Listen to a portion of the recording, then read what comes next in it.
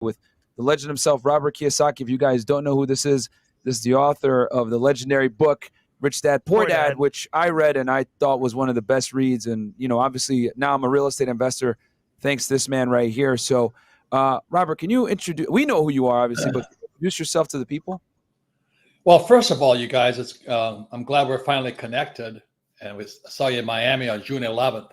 Yep. A lot has happened since then. But anyway, congratulations on all your success and all that. And I'm great we're on this program. The story of Rich Dad, Poor Dad, obviously Japanese. I'm fourth generation. That means I don't speak Japanese. And I'm from Hawaii. My poor dad was the head of education for the state of Hawaii. Very smart guy for Japanese, fairly tall, 6'3". Oh, wow. And a really smart man. He graduated from University of Hawaii in 2 years and then went on to Stanford, University of Chicago, and Northwestern. And he ultimately was awarded his PhD. He's a very smart man, but he's my poor dad because, as you know, most school teachers know nothing about money, and our schools teach us nothing about money. Mm-hmm. And then when I was in the fourth grade, 9 years old, our family moved across town, a little town called Hilo, Hawaii. It's the deep south. It's a city. It's even further south than Miami, and because Hilo is 19.5 degrees north latitude. So we moved across town, little sugar plantation town, pretty sleepy, always wet. And we moved from kind of the poor part of town to the less poor part of town. They're still poor. And for some reason, I went to a school that both elementary schools were across the street. Mm-hmm. But if you were on one side, on the other side, you went to this school and you went to this other school. So the school I went to, not by my father didn't mess around with it, even though he was head of education. I went to the rich kid school. So the school was called Riverside School. And directly across the street, man, you could throw, a football and hit the other school. It was called Union School. And Union School is for the labor union, the plantation workers.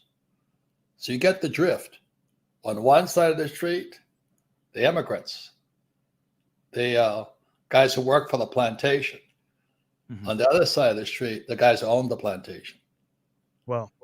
So I'm 9 years old and I go across the street and most of my classmates were white guys, good guys, rich as hell and all this. They own the plantations, they own the car dealerships, they own the ranches, they own all this. And the other guys were Chinese in the class. The Chinese are always rich. So I'm the poor kid in the class. And as I'm 9 years old, I asked myself, well, how come some people are rich and some people are poor? And that's when I asked my school teacher, Mrs. Baptiste, I said, when are we going to learn about money at school? And she gave me that religious bullshit. Mm-hmm. The love of money is the root of all evil. Mm-hmm. Of course. And I said to her, I said, well, maybe evil to you, but I'd like to have some. And she goes, well, we don't teach money at school. And so I started pestering her. She says, well, your father's my boss. That's poor dad. Ask him. So I go home and I ask the old man, I said, how come we don't learn about money at school? He goes, because the government won't let us teach it. I'm a kid. I'm going, why? And he said, well, we're supposed to teach you how to get a job. But don't we get a job to work for money? Why don't we shortcut the step a little bit? Let's get to the money part. And that's how it kind of started. So he said to me, why don't you ask your best friend's father? And that was Mike in the Rich Dad, Poor Dad. And Mike's father was the rich dad. And I said, why would Rich Dad or why did Mike's father know about money? And my poor dad said to me, he says, because Mike's father's an entrepreneur. And you're 9 years old. I'm going, ¿Qué pasa? What's an entrepreneur? Yeah, what is that? What's happening, man? He says, and I said, what are you, Dad? He says, I'm an employee. I said, well, how do I become an entrepreneur? I don't want to be like you. I want to be a rich guy. Mm-hmm. And that's how the whole story started. So at 9 years old, I started working for my rich dad for free because he wouldn't pay me. Mm-hmm. And he wouldn't pay me, he says, because if I pay you, you'll think like an employee. Mm-hmm. And that was the start, man. He says, entrepreneurs work for free. You don't want a paycheck. You don't want Social Security. You don't want that. So that was the whole story of Rich Dad, Poor Dad. And the way my rich dad taught me about money, or his son and me, was we had to work for free for about an hour after school. And then he'd play Monopoly with us. And I said, well, why are we playing Monopoly? He says, well, you want to learn about money, didn't you? I said, yeah. And he says, well, on this, he said, there's a million ways to get rich. There's a million ways to financial heaven, and there's a billion ways to financial hell. Most people go to hell. So I said, so what's this formula here? He says, well, Monopoly is one of the best formulas of all. It's 4 green houses, 1031 tax deferred exchange, red hotel. I said, what? I said, what? If I play Monopoly in real life, I can get rich? He goes, yeah. He says, what do you think I'm doing? And then he showed me and his son his 4 green houses. And then 10 years later, when I was 19, he owned this big red hotel smack dab in Waikiki Beach. Today it's called the Hyatt Regency. He just sold it for $100 million. Wow. Whoa, this one right here too. Yeah, there's one right next door to us. Yeah. So anyway, but he didn't own the hotel. He owned the land. That's a hotel. big difference in there. Yeah. Okay. So anyway, so that kind of messed me up. And from there, I went to school in New York, went to military school, which was the best thing I could ever done because I was really messed. I lacked discipline. I was a surfer. Which military school did you go to? U.S. Merchant Marine Academy, Okay. Kings Point. Okay. The highest paid graduates in the world. I mean, they're still the highest paid graduates in the world. In 1969, my classmates were making $120,000 a year. Wow. Wow. Yeah. Jeez. Wow. Yeah. So what year that they were making that kind of money? 69. $120,000 a year, and Bro. 69 is the equivalent to what? Maybe like 300 grand now, maybe more. Probably $1 million today. Million today. That's a lot of money. Yeah, man. Yeah. And then, but this is the problem was I had an English teacher who was a West Point graduate. See, there's 5 academies: West Point, Kings Point, Naval Academy, Air Force Academy, and Coast Guard. So I chose Kings Point because of high pay. But my instructor was a West Point graduate. He flew B-17s in World War II. Got shot down twice. So here I'm 18 years old listening to this guy, and I see this look in his eye. And I said, so after he was shot down, captured once, all this stuff, escaped once, he went to Harvard and became a professor. So I'm 18 years old listening to this guy. So in 1969, I graduated. I get this high-paying job working in San Francisco. But that guy got to me. So I go talk to my English teacher, and I said, I'm a success. I'm 21 years old. I didn't make the 120K. I made 47.5 a year, but only had to work 7 months a year. I was sailing oil tankers. I drove oil tankers with Standard Oil. And I looked at him. I said, I'm successful. 21 years old, making 47.5 a year. Back then, people were making at the best 20,000. My father was making 19,000. Wow, your dad. That's how low the pay scales were back then. And I look at my English teacher and I go, so tell me what it was like to fly a B-17. He smiled. He says, best experience of my life. So what was it like to get shot down? He says, second best experience of my life. So I'm sitting there, when you're not, well, I was 21, you're 21 or 22. And you go, holy mackerel. Holy mackerel. So in 69, the Vietnam War was still on. So I go, well, high paying job, career for life. I probably turn out to be this big fat guy driving a ship, be ship's captain someday, get married, 9 kids, that shit. Or I can go fly in Vietnam. So I quit Standard Oil, joined the Marine Corps, and was in Vietnam 2 years later. Whoa. Can you tell us about that? What it was like, you it was exactly, you guys know what I'm talking about, that look in the eye. It was the best decision of my life. I joined the U.S. Marine Corps, which proves I'm not the smartest guy on earth. And I go to Pensacola, Florida, 2 years there, 1 year at Pendleton, onto an aircraft carrier in Vietnam. I went down 3 times. Whoa. I tell you what, guys, and I say what was the best education of your life? It was U.S. Marine Corps. Mm. I learned more about self-discipline, teamwork, trust, loyalty, honor, dignity. Stuff they don't teach you in school. Yeah. Yeah, no, they don't. They definitely don't teach you that in school. They teach you No. algebra and a bunch of other useless topics as well. Real quick, I'll read these donations, then we'll continue on with it, because this is a fantastic story, and I think everyone needs to hear this about your origin story of how you came to become the wildly successful entrepreneur that you are today. So real fast, and thank you guys so much for the support here. We got Gazy. $279. Thank you so much. Wayne, $100. Had to catch the replay on this one. Props to FNF and Robert Kiyosaki. Thank you so bro. much, Wayne. Thank you, Wayne. Philip with her. Hey, Robert, love your work. As a fellow Asian myself, how was dating for you before getting married? I'm 27 and a body count of 11. Don't worry about it, Phil. We'll talk about his life as well. We're going on without the origin story. Greetings from Marrakesh to FNF and Mr. Kiyosaki. Currently learning how to make smart contracts. Is it a good strategy to use my blockchain skills to earn money first, later invest in real estate? You'll see here in a second.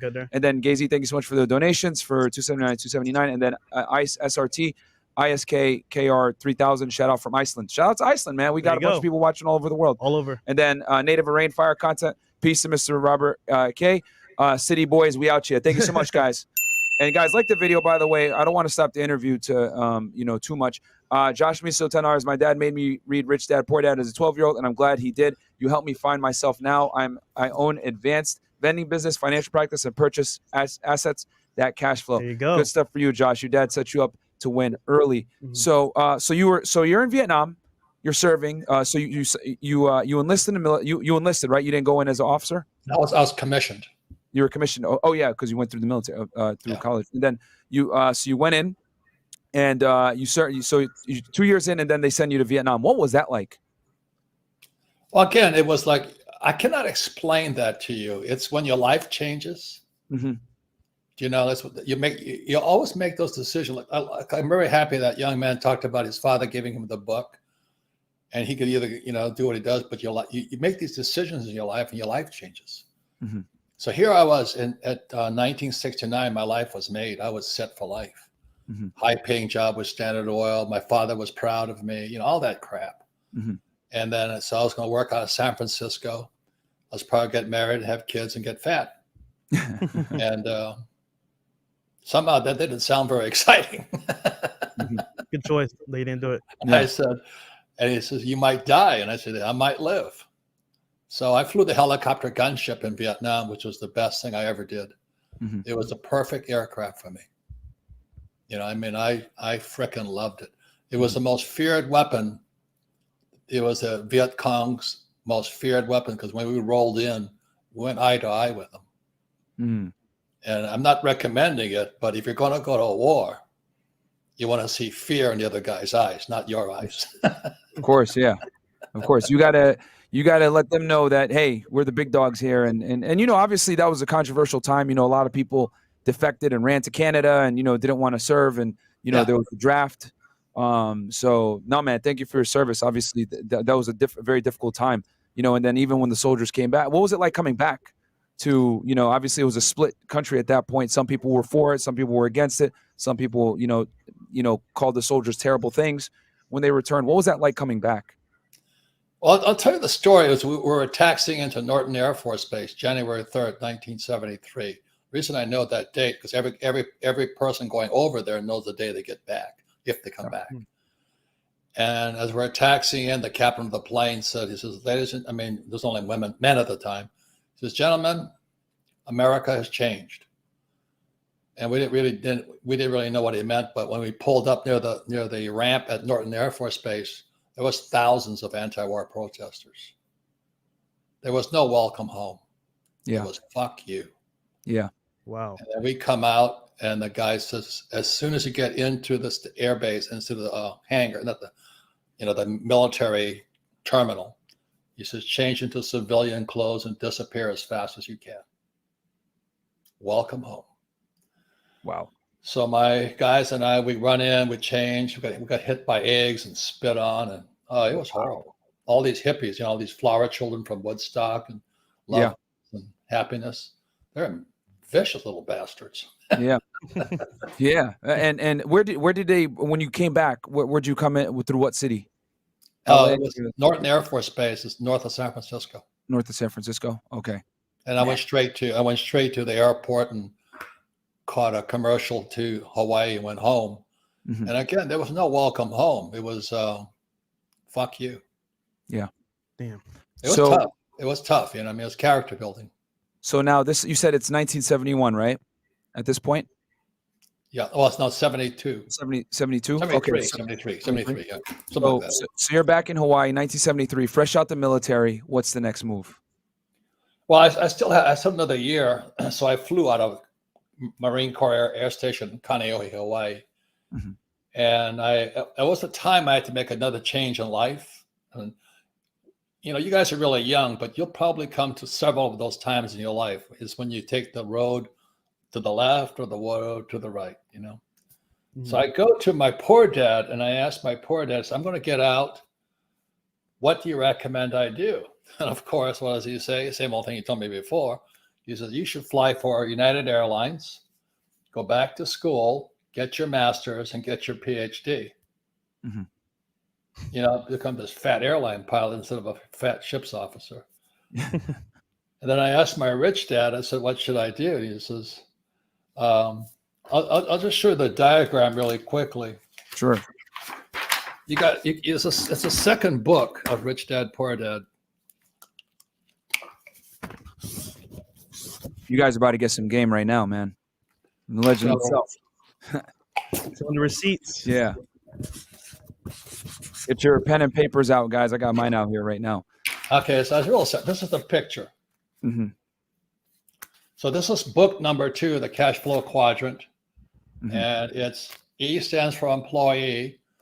S stands for small business, self-employed, or a specialist, like a doctor or a lawyer. And B stands for big business, 500 employees or more. And I stands for inside investor. See, these guys invest, but they generally invest in like 401k, stocks, bonds, mutual funds, ETFs, that stuff. So on the other side here, think about it this way. All of us could make a hamburger. All of us could operate, build a hamburger stand and survive. But very few of us could build McDonald's. Yeah. Right. So it's basically what you guys always talk about. It's your mindset. And so here I am. I'm now about 27 years old. I forget how old I am. And my poor dad wants me to stay over here, fly for the airlines, and I probably make $400,000 a year.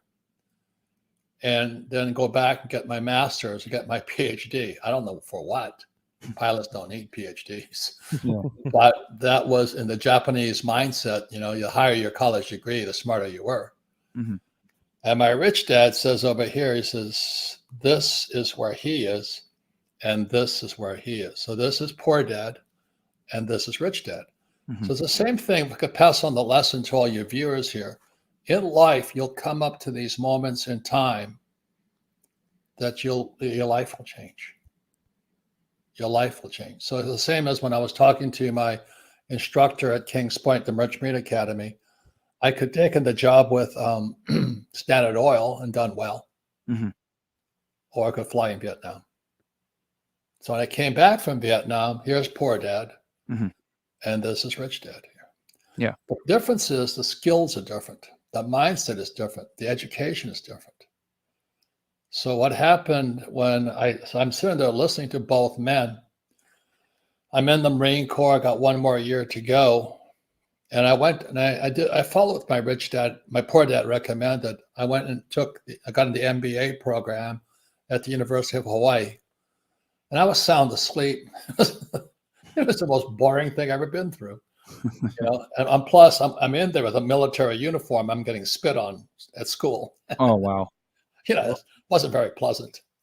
So so at that point, I knew I was going to come over here.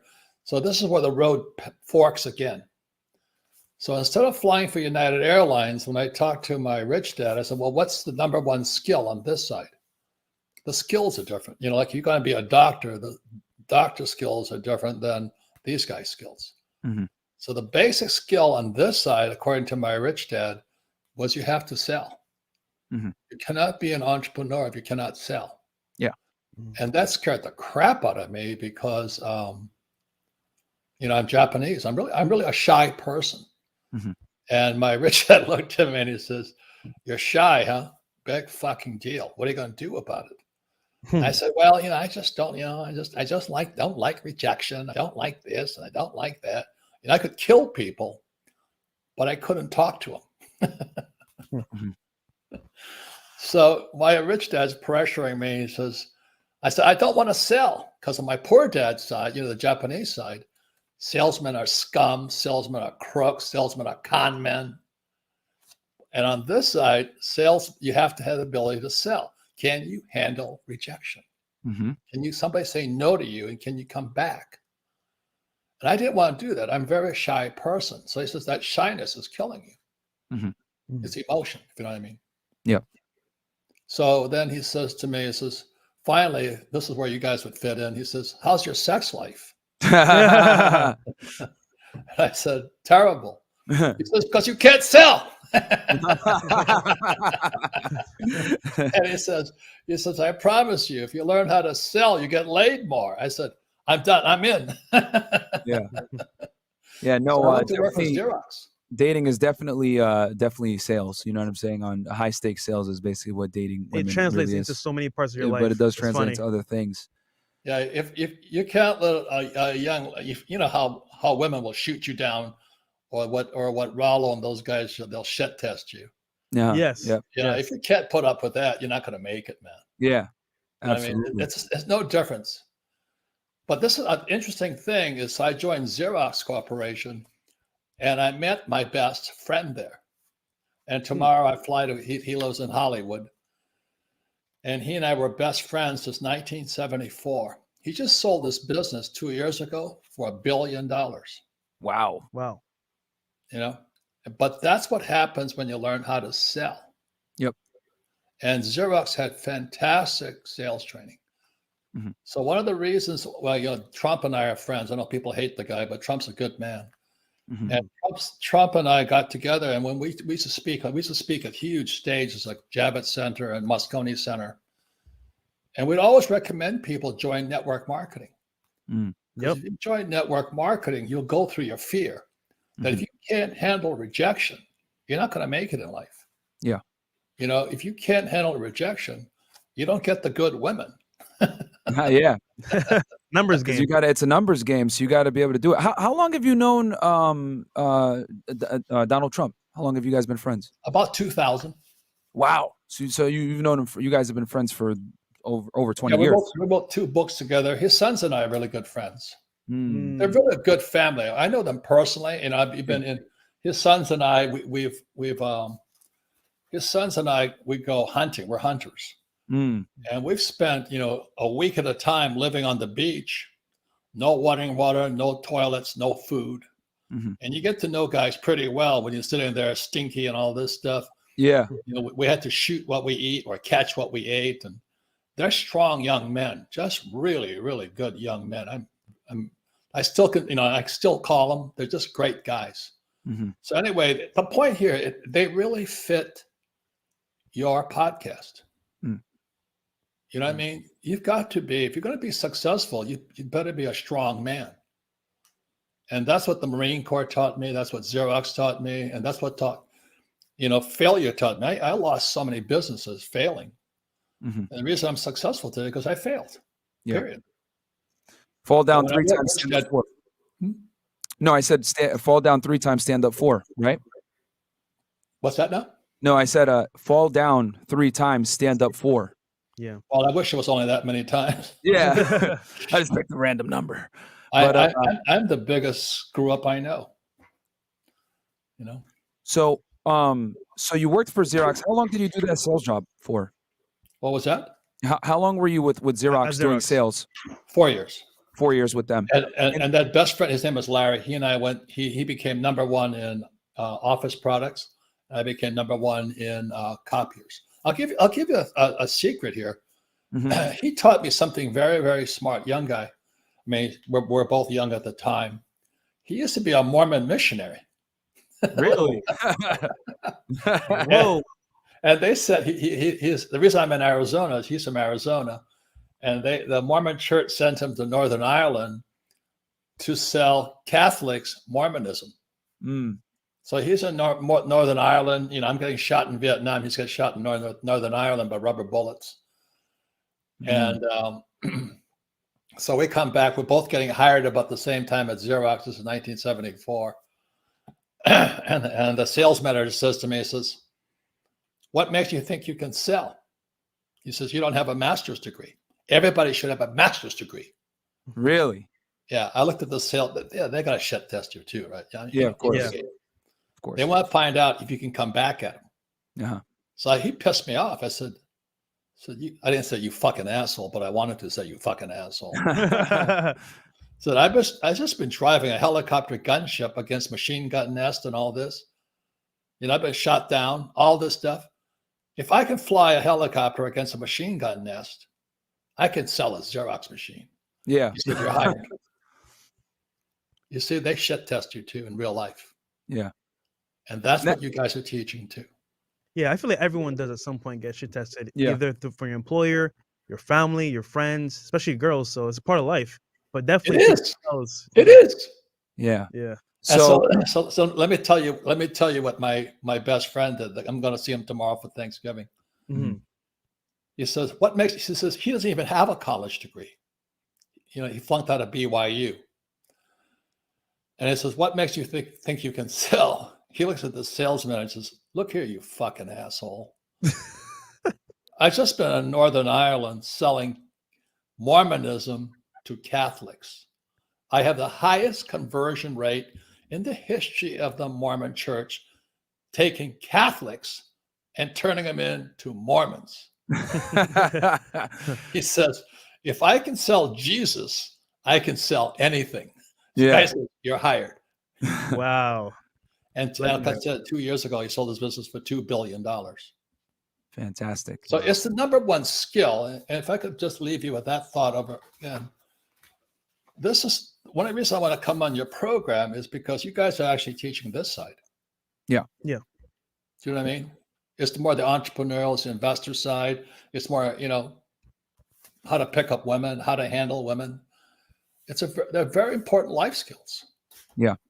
Yeah. Transitioning from the employee mindset to the employer mindset, you know, and I think that's very important for guys to understand, especially with the way things are now. You know, I mean, hell, and we're going to hit, you know, the market's going to, you know, at some point the market will crash. Hyperinflation is here, you know, and that actually brings me to the next thing I wanted to ask you about was, how did you get into real estate? And for me, this is a soft spot because a big reason why I got into real estate was because of your book.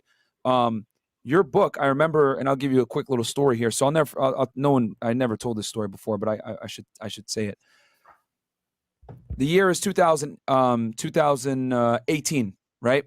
And I used to be an agent with Homeland Security Investigations. I used to do criminal investigations, and I was transitioning from my field office in Laredo, Texas, to the Miami field office. And I know I'm like packing up my desk, getting ready to take that long drive to go over to Florida. And I'm looking at like condos in downtown Miami. I'm looking at, you know, I'm like, yeah, I want to, because I'm in the desert, right? I've been in the desert investigating Mexican cartels for 4 years, human smuggling, human trafficking, gun trafficking, all that stuff. So I was like, dude, I'm going to go to where it's nice and sunny, not morbidly hot and heat, you know, super dry. We're going to go into the, you know, the beach and the sun and everything. So I'm like, I'm going to get a condo. I'm going to get girls. It's going to be lit. And one of the agents pulls me aside and he's like, "Hey, listen, man, I want to buy a condo in Miami, man. The HOA fees are crazy. It's not a good, you know, return on your investment, blah, blah, blah." Because I was going to buy a condo. And I was like, and to me, I'm like, you know, I'm 28 years old at this point. I can't wait to get off the border.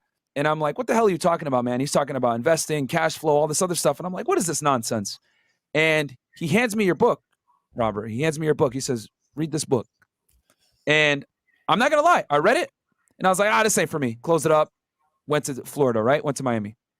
And I go through some bullshit at work. You know, pretty much I was the subject of an internal investigation. I got cleared for it, but it was some BS allegations.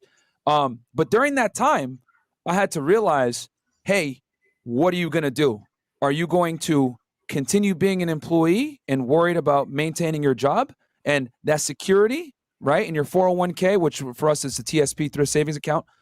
Or are you going to, bet on yourself and start a business? And I started a business, and your book was one of the first books I read. And I told myself, hey, I'm going to scale this fitness business up. And when I get money, I'm going to start investing into real estate, because now what's been established to me is that you don't really have security when you work for someone else, but you always have security when you work for yourself. Yep. And I opened that book back up and I started reading. And I finished the book, listened to it again on Audible. And that book was a very important piece of literature for me, man, during that transition where I was in a really dark place in my life where I thought I was going to lose my job. I thought I was going to get in trouble, because when you're under internal investigation, if you lie when they bring you in for your questioning, you can get charged with it's called 1001, which is, false statements. It's what they hit Martha Stewart with. Mm-hmm. And, obviously I told the truth. I got cleared of everything, but it made me realize, hey, you're not really secure like you think you are. And your book was critical in helping me, realize that and escaping that employee mindset. So I want to personally tell you, thank you on air for that, because that got me through a very dark time.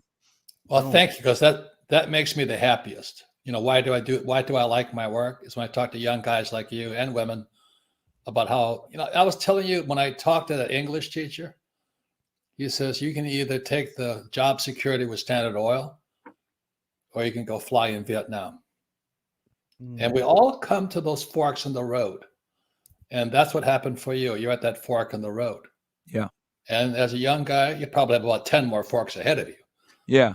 But I'll say you definitely helped me navigate that first fork. And in this year alone, Robert, this is crazy for me to even tell you this. Like, I would never think I'd be talking to you on air and telling you I was able to buy 6 properties this year, and I just closed on 3 last week alone because I had been under contract for one for forever. But no, man, I mean, your book was a huge inspiration for that.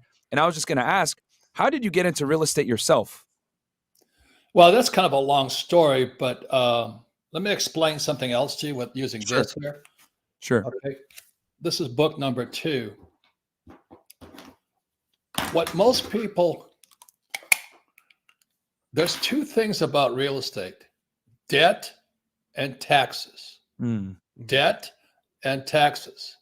Now, guys like, I don't forget his name, but anyway, when you look at an employee, this is all over the world, the employee pays 40% of their income in taxes. I don't care where you are in the world. It's pretty standard. Mm-hmm. A doctor, a lawyer, or a small business guy, like a guy who owns a little taco stand, he or she is paying 60% in taxes. So one of the hard things about people starting their business, so they quit their job and they move down here. Mm-hmm. So my rich dad explained that to me. He says, you see, that's the trap. That's the trap. So here I'm 28, I'm 27 years old, still a Marine. And I said, so what happens on this side? He says, on this side, these guys pay 20% in taxes. And I said, what do these guys pay? He goes, 0. So here I am, 27, 28 years old going. And the reason that inspired me to move over here is because I wanted to come on this side. Mm-hmm. The way you pay 0 is real estate. Bam. Now, let me, because I love you and Rollo and Rich Cooper and all you characters. I've learned a lot from you. Yeah, that's all those guys. I really learned a lot from you guys. Like, what one of the Rich or Rollo says, the ideal male is 6 feet, 6-pack, and 6 inches. Yeah. And I said, well, 2 out of 3 ain't bad. I'm Japanese.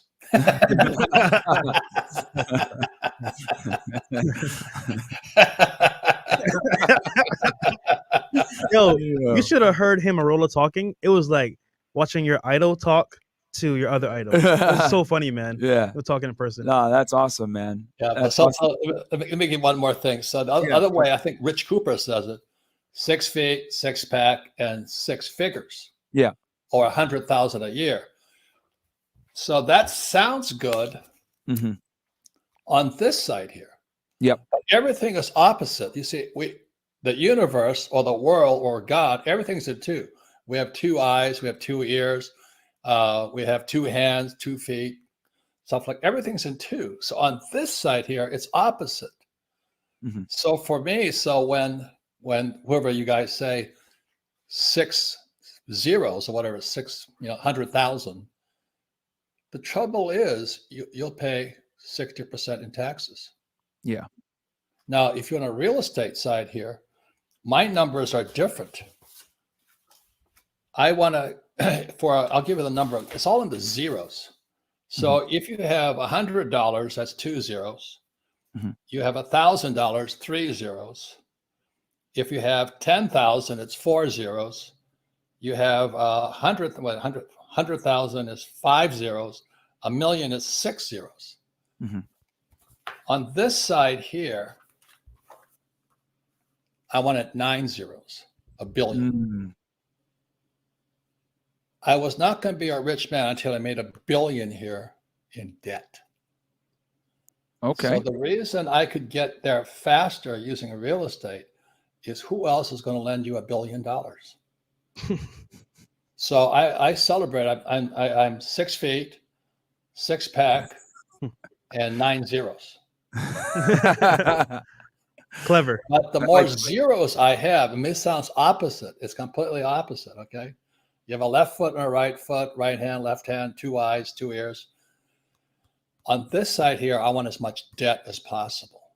Okay. So it's opposite. I know Dave Ramsey says live debt free. Yeah. That's good for these guys here. Yeah. But on this side, it doesn't work for me. So when I was about 27, 28, about the same age you were, I had to learn how to invest in real estate. So instead of going to the MBA program, I started taking real estate courses. And I had to find the best teachers. Yeah. So I was 27, and this guy says, he was a good teacher. I was still in the Marine Corps. And I said, well, how do I learn to buy something for nothing? He says, when you do that, you'll be a rich man. The same lesson my rich dad taught me. He says, when you don't need money, you're a rich man. There you go. Okay, so when people say, why do you invest in real estate? It's because you can use debt and you pay no taxes. You got to understand that the book I recommend is called Tax-Free Wealth. Very good book, Tax-Free Wealth, written by my personal accountant, Tom Wheelwright. Yeah, Tom Wheelwright, yeah. Yeah, get that book. You'll see a whole different world. What you'll see is the world on this side. And the other books are by my business partner, Ken McElroy. It's the ABCs of real estate investing, the ABCs of property management, and the advanced guide to real estate. You open your mind to this side, you'll know why you want as much debt as you can get. Whereas Dave Ramsey, and he's not a good friend of mine, but he's a friend of mine, he says live debt free. Yeah. The trouble is you just pay fucking taxes. Okay, so the reason it's real estate more than any other asset class, it's debt and taxes. The more debt I can get, the more cash I make, the less tax I pay. Bam. It's called capitalism. Yeah, that's true. Fantastic. I'll read some of these donations real quick, and then we'll get right back to it. Guys, I hope you got your notepads and you're writing this down, man, because that's very important stuff, because that's not what school teaches you. School is not going to teach you to take on debt. And I want to definitely go into that a little bit more, especially with real estate. So Native Arain, fire content piece, Mr. Robert, City Boys, we out here. Okay. Josh Miso, my dad made, nope, read that one. Okay, and guys, we're gonna read 20 and up, right? Yeah. Just to make sure that we stay efficient here. Shout out to the greatest OGs, Robert Kiyosaki, a man of real wealth and wisdom. People, get your crowns out, share the damn video, read all your books twice. Read all your books twice. You are my rich dad. Stay masculine. Hey, that's what we got here. $50 from Amos Brown. Thank you, Mr. Kiyosaki, for your service. Your book, Rich Dad Poor Dad, changed my life. Absolutely. Tay motivates. Love the show, guys. Keep bringing the goats. Oli, we got you. And then we have time, guys. We'll do a short Q&A at the end. Hong Van Tran. Thank you, Mr. Kiyosaki, for your service in the Vietnam War. Service in the Vietnam War. Because of men like you, we Vietnamese people now live better lives. Plenty of food on our table because of the opportunities the Western world have gifted us. And thank you, FNF fam, always leveling us up. Much love. And that's all the way from Australia. Thank you. Renegade Wingman, Robert K in the house on FNF. Phenomenal podcast. Rich Dad Poor Dad was a fantastic read. Robert, do you think we'll see the current inflation today pay out play out as a repeat of what the U.S. went through in the 70s, or would it play out differently? Cheers, sir. We're going to talk about inflation, so don't worry about that. Great question, Renegade Wingman. I actually had that on my list. Omo. Robert, can you be my rich dad? Okay, got you, bro. And then and that's from Keontae Wynn. Thank you so much. And then Franklin, hello, Robert. I'm one of those Hex guys. I believe you know my friends Gary and Miguel. I want to thank you. Without your second book and board game, I wouldn't have had the mindset to invest in Hex. I can now retire my parents. Congratulations to you. There you go. And then last one here, Seto Kaiba. Holy crap, is Mr. Kiyosaki. My father gave me your book when I was 12, but I was a brat, so I didn't listen. But now I'm working on being successful to pay him back for being there for me. Thank you so much, Seto Kaiba. So you saw this with real estate, right? And you started investing. What was the first property you bought? It was a 1-bedroom, 1-bath condo in Maui, right on the beach. $18,000, nothing down. Nice. What year was this? 1973. 1973. And you got it with a VA loan? No money down? Did you get it with a VA loan since you put no money down, or? No, it's called negotiations. Oh, man. It's the same thing as when you pick up a young lady. Yeah. So you got the property. You've got to sell. No, fantastic. So 18,000, you get into it, and then what did you do with it? Did you immediately rent it out? Did you live in it? Well, no, I actually paid for it with a credit card. My limit was that high, so I paid for the credit card. It was 100% debt, and I made $25. That was an infinite return because I had none of my own money in it. It changed my life. You know, I started this program about those times that your life changes. Mm-hmm. And I stood there going, I just made $25 on debt. You know, I thought, you know, I thought it was Donald Trump. And that's all, I want to let you know, that's all that guy does. Yeah. You say, hey, Robert, master negotiator. Do you ever show him? Guy, his sons are great people. Robert, did you ever show him? My family hates him, but you know, that's them. Rollo's book. Did you ever give him Rollo's book? What's that? Did you ever give Trump Rollo's book, Rational Mail? I don't think he needs it. You know. Okay. Yeah. So no, that guy is one. He is more real in person. Oh, I believe what people get offended at, he's even worse in real life. My wife loves him. My wife just loves him because he's a real man. You know what I mean? Yeah. He's no bullshit.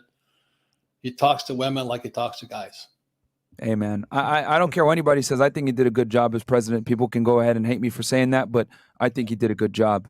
But I will say this, though. So you get that first property, you drop $18,000 in debt on it, and then how did you maneuver into the next property? Did you end up selling it? Did you just hold it for a while? Did you pull equity out? Like, how did you?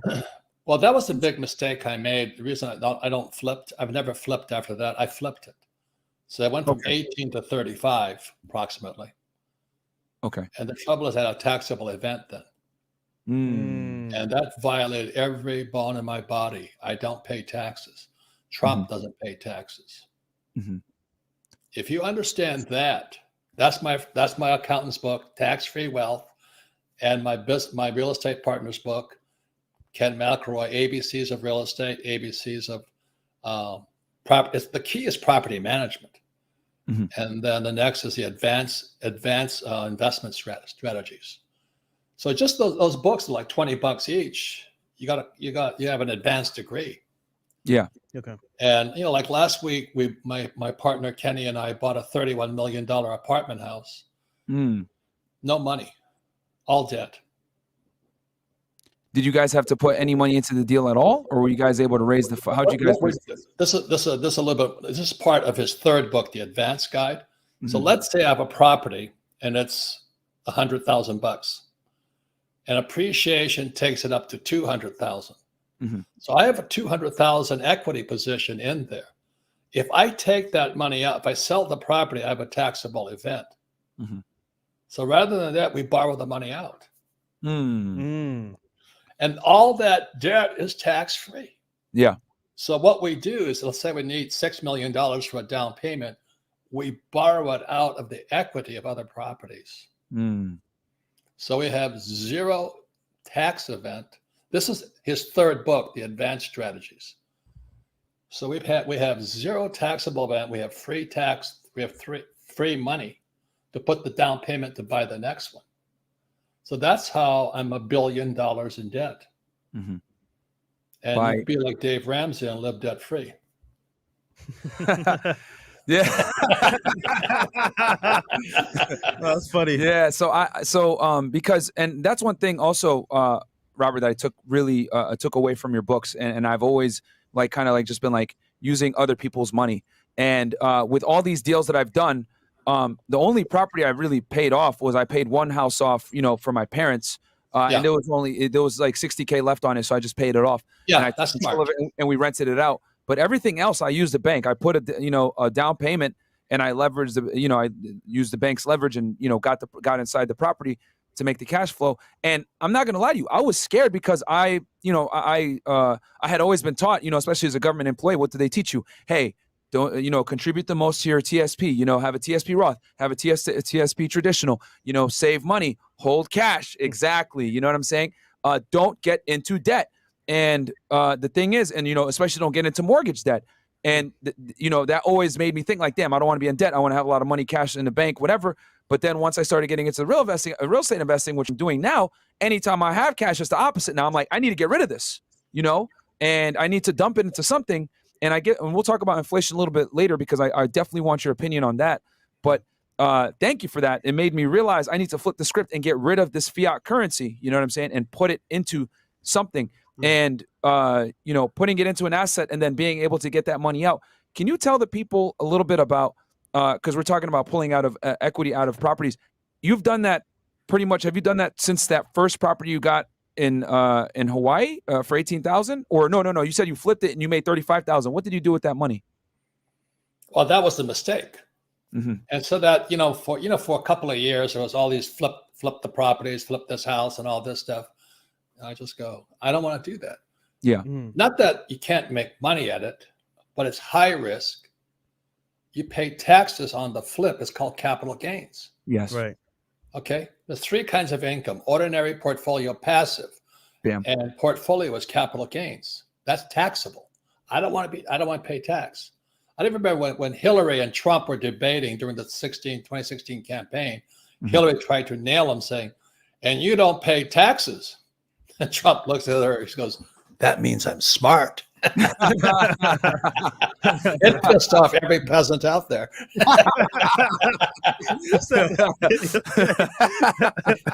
You guys would love that guy. I mean, asshole. Hey, Robert, put him on to us, man. Put him on to us, man. We'll take him. We'll take him, man. Like I said, I think he did a great job because I was an agent when he was president. People don't get that. I was an agent when he was president, and he did great things for law enforcement. He did great things for, he was pro law enforcement. He was pro military. We did really well under the Trump administration. We made the most arrests.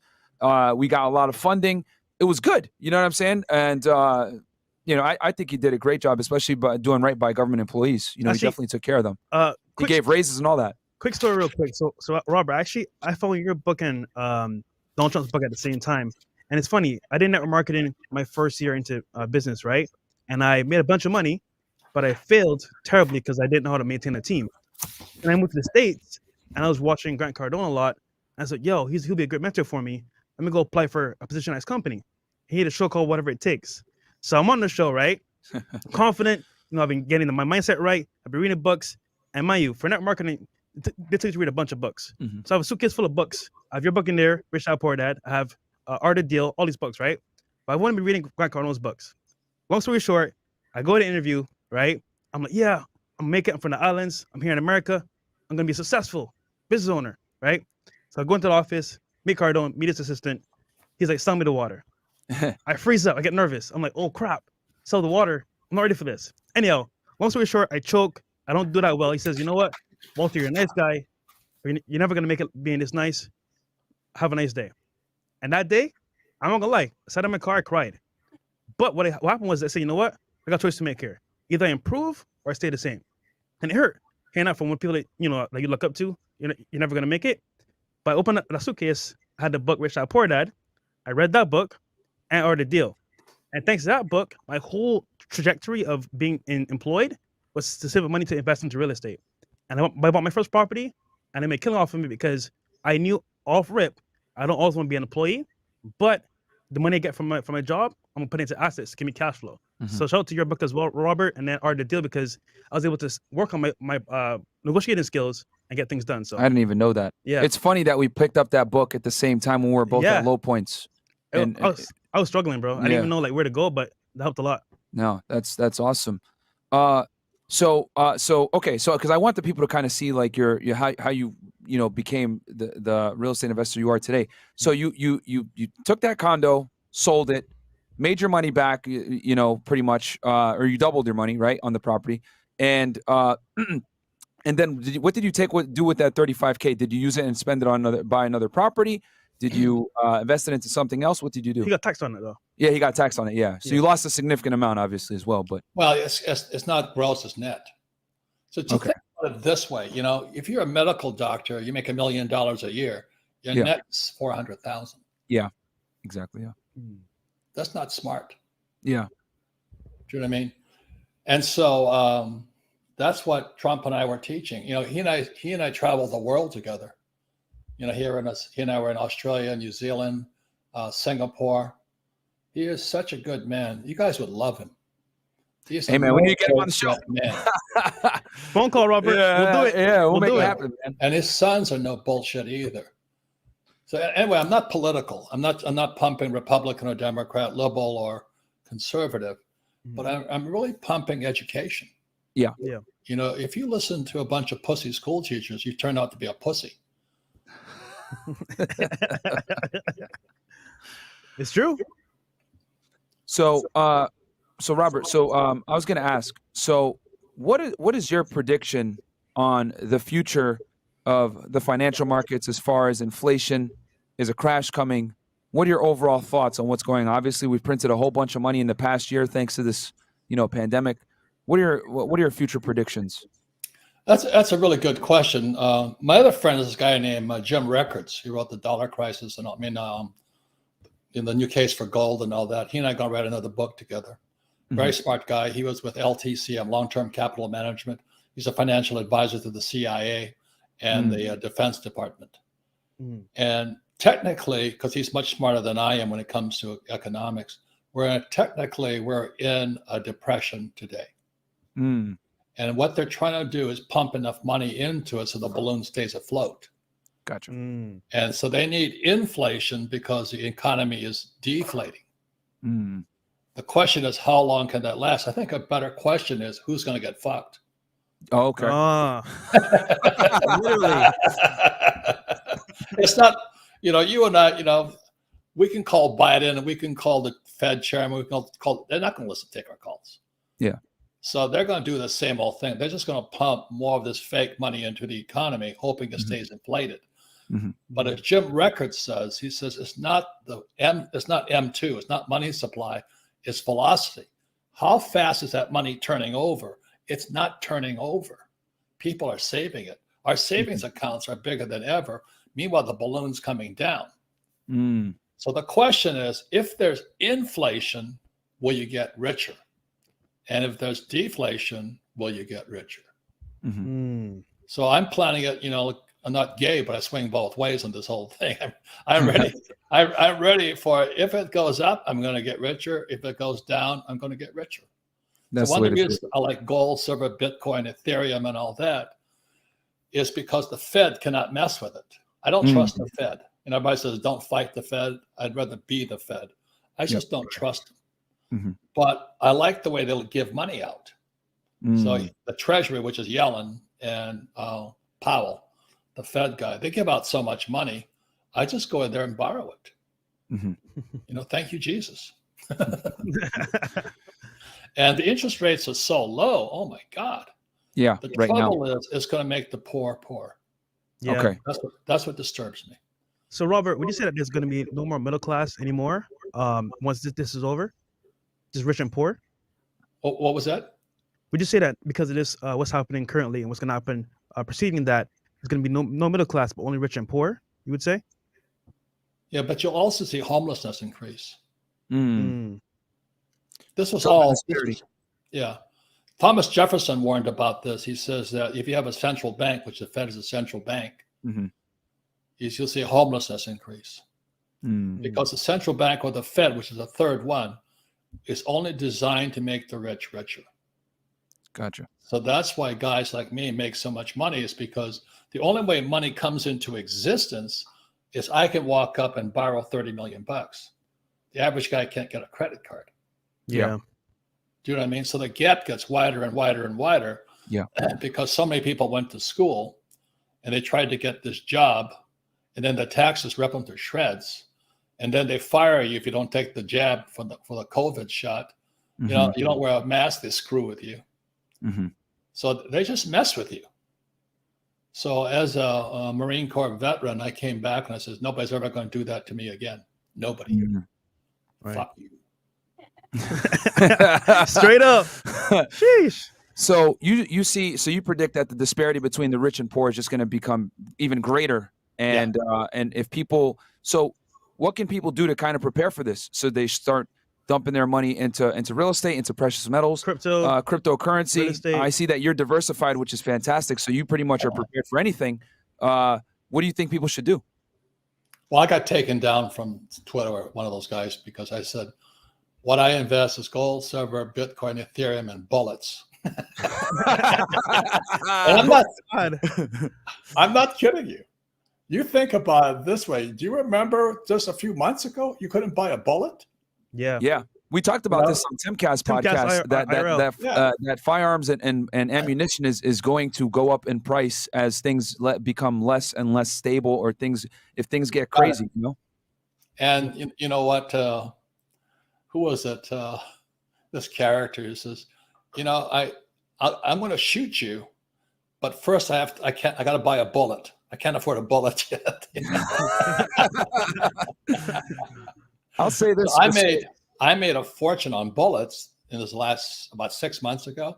I bought a pallet of 5.56, or what we carried in Vietnam, the 223 ammunition. Yes, I had a pallet of it. I bought it for 7 cents a round, and I sold it for $1.20 a round. Whoa, that's amazing! Holy crap! 1 million rounds.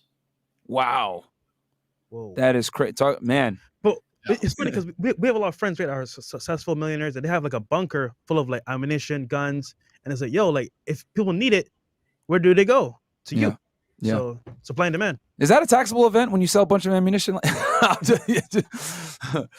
if I report it. Yeah, exactly. I was just helping some friends out. Yeah, there you go. It was really funny, not too long ago, I go to the shishi bar, for all the yuppies in Arizona, and I'm carrying freaking ammunition in there to sell to them. Hey man, you gotta do what you gotta do. My dinner, my drinks, and all this. So gold and silver, because I don't see a lot of people talk about this, and I kind of wanted to get your take on it. I actually bought 200 ounces of silver myself. Shout out to Aaron Clary. He advised that I do that. What are your thoughts for someone that wants to, as a beginner, that wants to potentially get into precious metals? What do you think a good, I guess, starter kit, for lack of a better term, with precious metals would be? Okay, number one, the reason you want gold, silver, Bitcoin, and bullets, you don't want to be part of the Fed or the Treasury. You want to be outside the system. And silver is my favorite for a couple of reasons. Gold is for storing. So I have a lot of gold, but silver is for spending. Okay. Silver and bullets. So if the shit hits the fan and the dollar is all in pieces or it's all screwed up, people will always accept silver. So I can go and buy food. I can buy whatever you need to buy. So I'll say it again. Gold is for storing, saving. Silver is for spending. So I have thousands and thousands of silver eagles and gold eagles. But if I have to run, I'm carrying the gold with me, but I'm going to spend the silver. Gotcha. Okay. Wow, fantastic. How much do you think someone should buy in gold as a beginner? Roughly. I don't really have that. You just start, you find a gold dealer, someone you can trust. Stay away from what they call numismatic. They say, oh, this is a rare coin. Well, how do you know if it's rare or not? Microscope. I just want something that's the word is liquid, so it's acceptable anywhere in the world, anytime. Gotcha. Okay. So I can take my silver to Hong Kong; they'll take it immediately. Take my gold; they'll take it immediately. And Robert, what does success mean to you? Huh? What does success mean to you? That's a good question. Today I'm 74 years old. The happiest thing for me is when young guys like you tell me they read the book. That's what it means. Okay. It makes me the happiest. Yeah, I saw your face light up whenever we mentioned about the book or someone commented about the book. You were like all ears. Happy. Yeah. That's awesome. Yeah. Because, that's what my rich dad gave me. He gave me knowledge, gave me wisdom, he gave me spirit. He gave me the fuck you attitude. What are your thoughts on cryptocurrency? What's that? I heard that you mentioned earlier Bitcoin and Ethereum, which I'm a huge fan of as well. Yeah. What are your thoughts on cryptocurrency, getting into it, coins that guys should look at? I know you mentioned 2 already, but what are your thoughts on cryptocurrency as a whole? Well, I am really terrible with crypto, so I wouldn't ask me. It's not so much crypto as at what price did you buy it at? So I bought Bitcoin late. I bought it at 6,000. So today it's about 60. So I'm okay. So it's always what was the price of entry. Yeah. Okay, so if you're buying it today at 100,000, you might be late.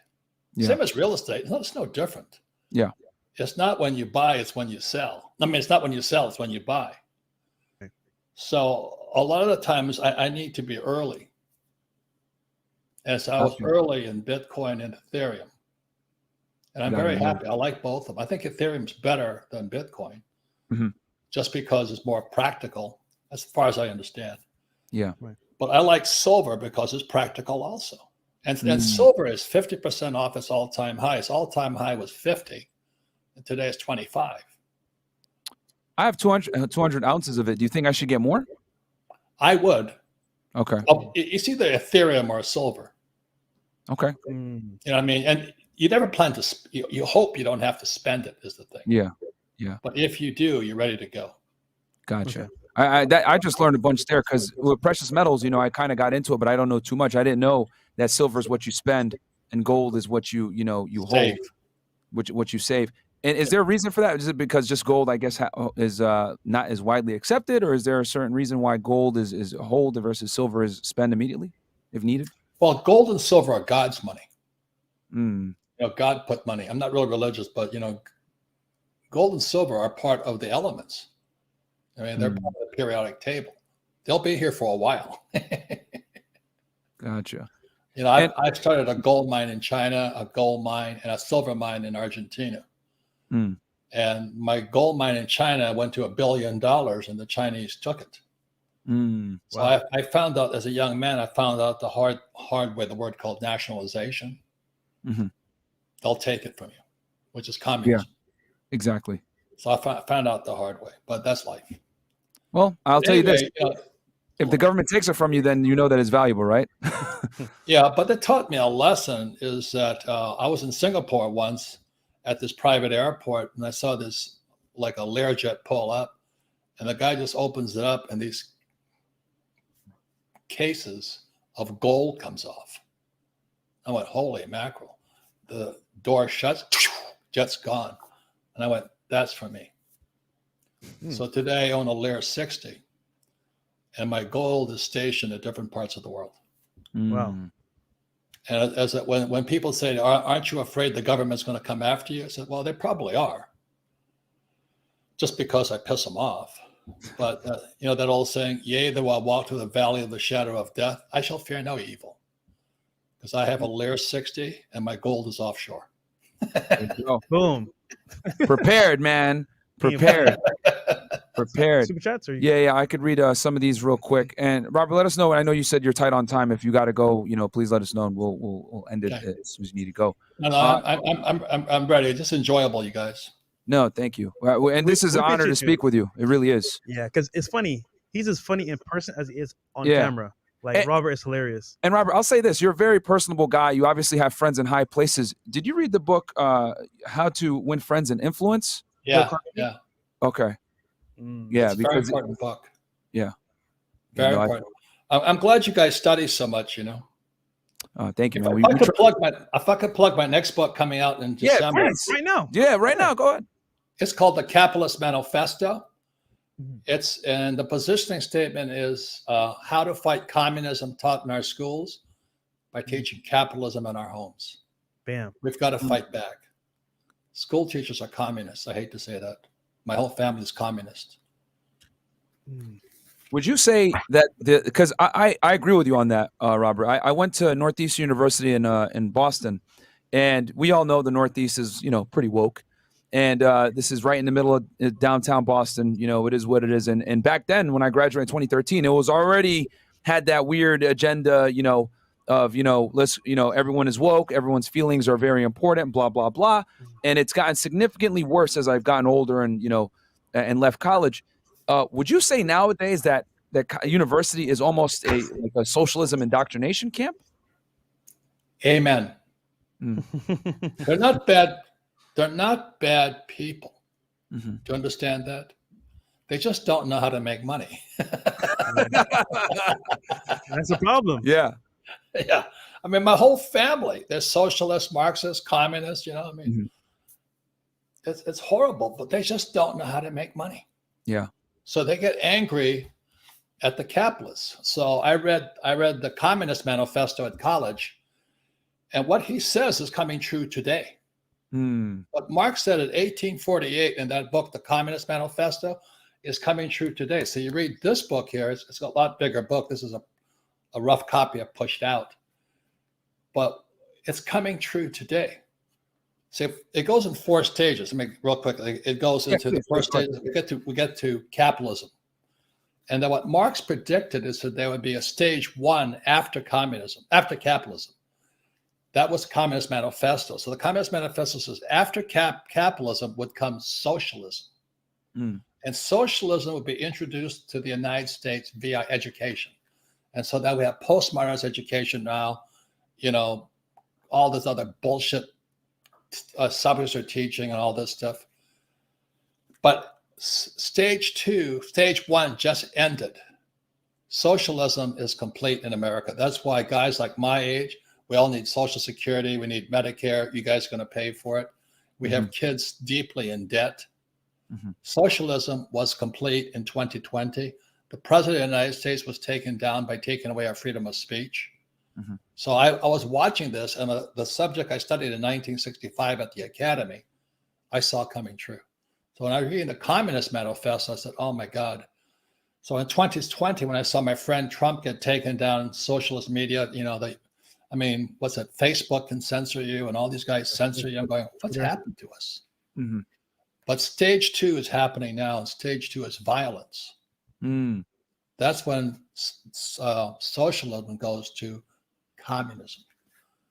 And what happens at stage 2 when socialism takes over communism takes over socialism, they kill the teachers. Well, you know why? It's because the socialists are pussies. So historically, when you look at the number of people they murdered, every time communism took over, they kill the academics.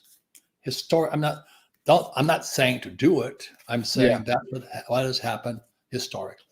That's what's happened. Okay. And Robert, people asking, we're at there right now. Where can they find the book to purchase? They want to know where to find it in the chat. Your book. What's that? Where can they find your book to purchase? It comes out in about 2 weeks. 2 weeks. About Okay. 2 weeks. Cool. Okay. Yeah. Because guys in the chat right now that are watching, and there's 2,800 of you guys in here. Plus, guys, like the video, man. Y'all getting a lot of gems right now. You guys have a legend in your presence right now. So please like the video. And with the book, do you have a release date exactly for it, Robert? So I want to say one more thing. Okay, the last step of communism is this. It's called government Bitcoin. And when that happens, we're fucked. So the government Bitcoin is going to take over. Then its big brother is watching you. They got you. So my recommendation for people, I could be wrong, but I'm paranoid ever since Vietnam, is that you want to be in gold, silver, Bitcoin, or Ethereum and bullets. You want to be outside the banking system. Gotcha. Because when it goes to GovCoin, they can bypass the commercial banks. So it goes straight from the Fed to you. The Fed to you. Whoa. That's Big Brother. That's the future. That's my prediction. And so that's what this book here, Capitalist Manifesto, is about, is as soon as they go to government, what do they call it? Government cryptocurrency, whatever they call it, GovCoin, we're finished. Okay. Wow. Okay. I'll read some of these donations real quick. Okay. So, and we're only reading 20 and up. Robert is amazing. Bought all his books when I was younger. Now successful business owner and financially free. Study Robert's teachings. Wishing you the very best. Thank you. Jonathan Farley. Trump will love my essay. Lift every DeVos and sing for the Baltimore Sun newspaper about why African Americans should have given Trump a chance. Okay. Jonathan Farley. Thank you for that. $104. Thank you so much. Appreciate that. CAD, $70 Canadian. Cal-El, sorry. He goes, thank you, Robert Kiyosaki, for the amazing book, Rich Dad, Poor Dad, life-changing work. Thank you, Myron Walter, producer Chris and engineer Trey and team for having the RP Godfather of Finance on the #1 podcast in the world. # gold, silver, and Bitcoin. Okay, thank you. Schmeebles, main reason I'm moving to the United States, getting property, and I'll be reading those advanced strategies rules books. Appreciate the book recommendations. Rich Dad, Poor Dad changed my life. And that's Schmeebles all the way from Australia. Down under. And we got our boy Bulldog Mindset in the house. Rich Dad, Poor Dad changed my life. Awesome to see Robert in here. $100. Guys, go subscribe to his channel. That's a homie of the channel. Yep. Shout out to John Sonmez from Bulldog Mindset.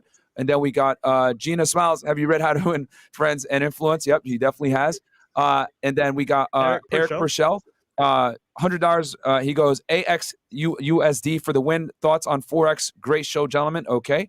RDPD, great book. Rich Dad, Poor Dad. And then Avery Jones. Where/how exactly does someone brand new to precious metals looking into buying them as in a person dealer, an online website? Where, how, and where do you begin looking to buy these? Okay. Red Dawn, $100. I have a question. New to channel. I'm sitting on $150K in the bank and I'm not sure what first steps I should take and afraid to make all the wrong ones. Any advice? Hey man, real estate ain't going nowhere, my friend. Yep.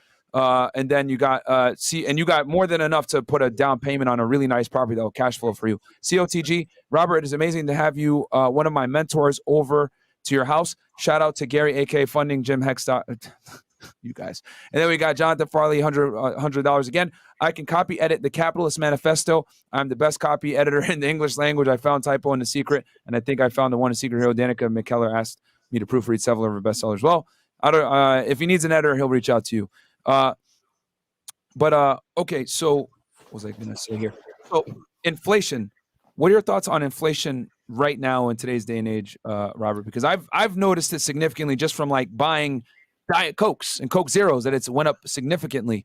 And I'm only 31. I'm sure you've seen it, a far larger trend over your experience. What are your thoughts on inflation? It's the same thing. Inflation is a tax upon the poor and the middle class. But inflation makes the rich richer. So if you understand that, you won't be buying that Coke Zero. You might be buying some silver instead.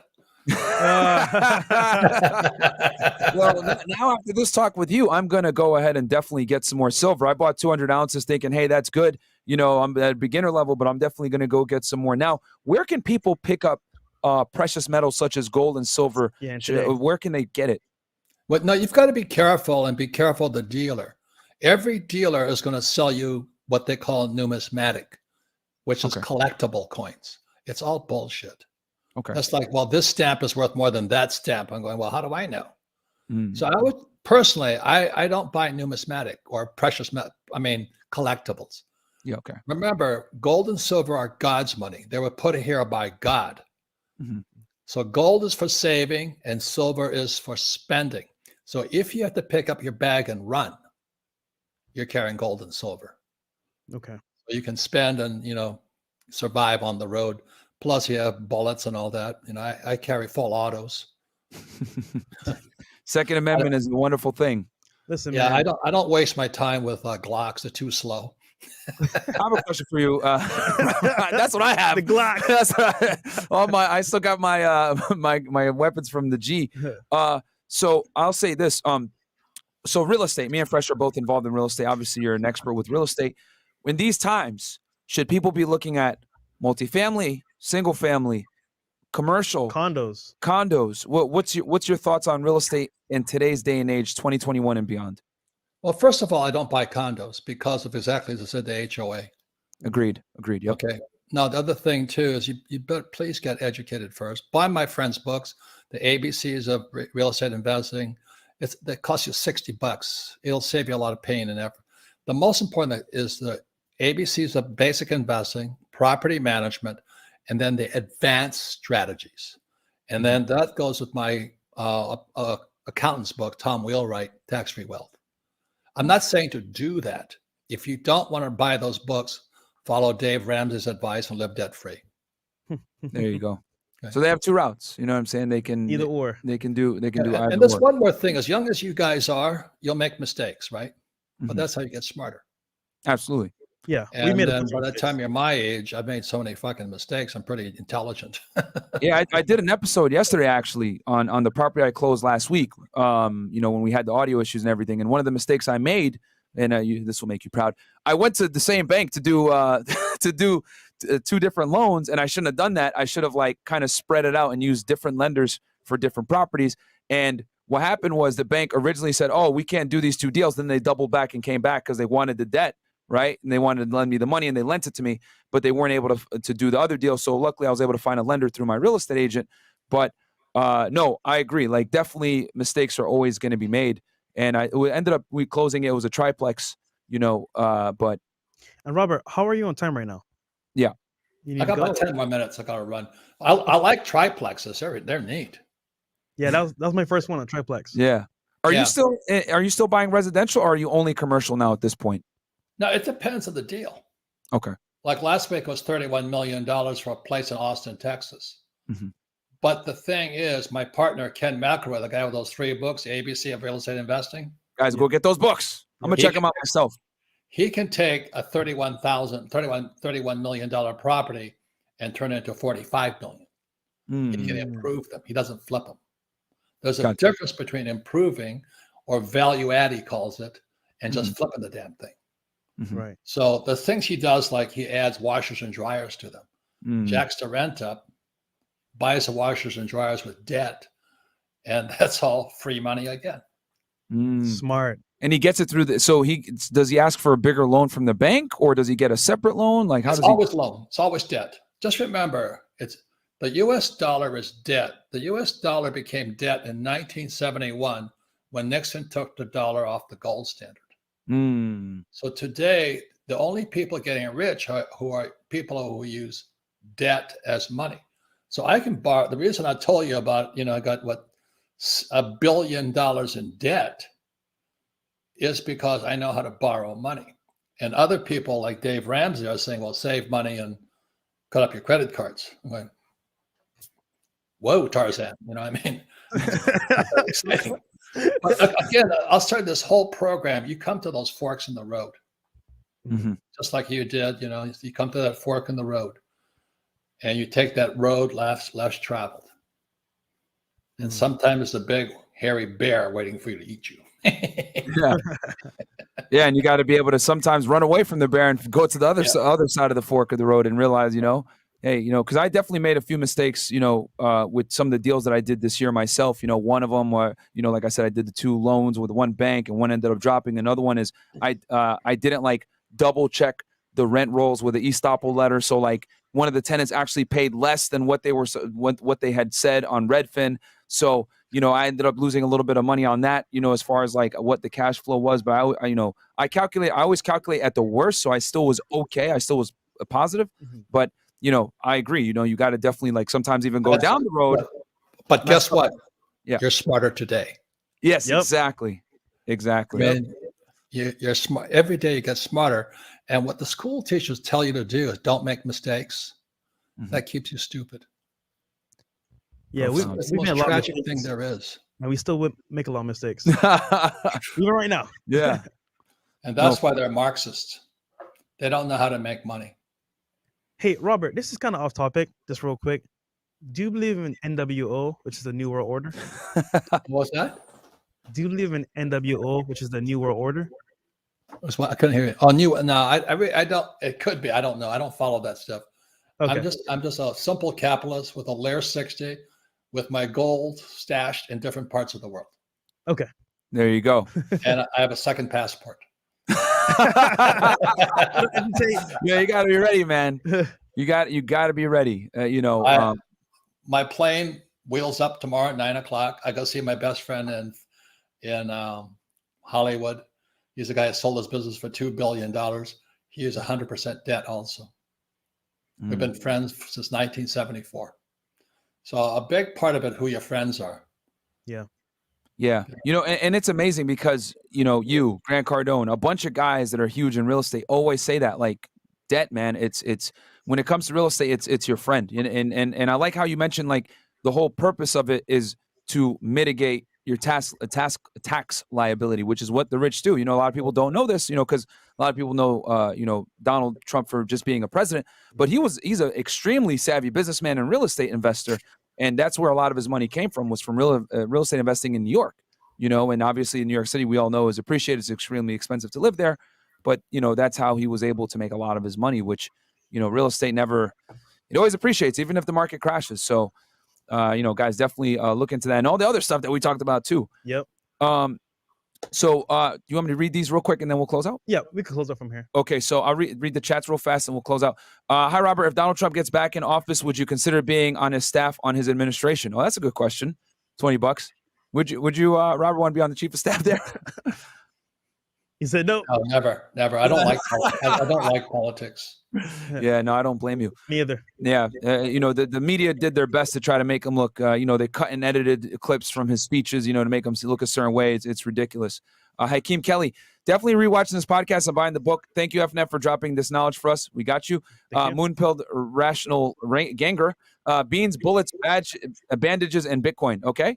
And then we got Avery Jones, $20. How do you properly vet a precious dealer to see if they're good and authentic compared to other dealers? What things to look for and what questions to ask? So how would you vet a dealer, Robert? And I guess this could be our last one on metals. You better ask somebody who already deals with them. Right. There you go. It's only common sense. You know what I mean? Yeah. You find somebody who already deals with them. There's a lot of flakes out there. You mentioned a couple of guys I wouldn't do business with already, but I know them. But it doesn't mean they're right or wrong. It's just I wouldn't do business with them. Gotcha. But and that's where you'll start finding out as you go through life. Like I've been with my friend Kenny, the guy with the 3 books, 25 years. Tom, 25 years. We've made frickin' millions together. I don't need any more friends. Yeah, no, at that point, it'll be a liability. Wait, Robert, last question to close out. So, how did you find the RP space? What was that? How did you find the RP space? Which is... How did you find Rollo? Yeah, Rollo, basically. I'm afraid I don't understand the question. Okay, so our platform, right, is definitely in a space where it's not regular TV. But how'd you find like Rollo's book, Rational Male? How'd you find us in closing? The truth is my wife left me 4 years ago. And the biggest, I said this to Rollo and to Rich Cooper, it was the best thing that ever happened because I never cheated on her. 35 years, I've had a lot of opportunity to cheat and fuck around and all that, but I never did. And that was the mistake. And I'm not saying the mistake was not to cheat on her. Is after I read Rollo's book and Rich Cooper, what happened was I got to be a big fat beta. They call him a happily married man. Yeah.